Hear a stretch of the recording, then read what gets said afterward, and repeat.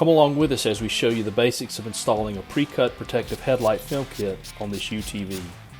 The first step is to thoroughly clean the lens surface using distilled water and a microfiber towel. One thing to note, it is advisable to clean as far back onto the lens surface area as possible.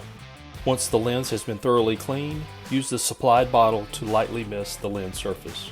All of our Precut headlight film kits come with the necessary tools to successfully complete your installation. Using the handling tabs, peel the liner away and apply the film to the light, being careful to line up the edges of the film with the light.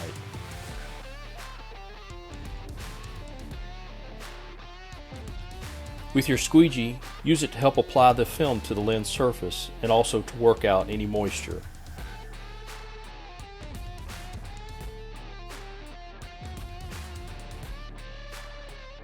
If necessary, you may lift the film up to help remove any fingers or bubbles remaining in the film.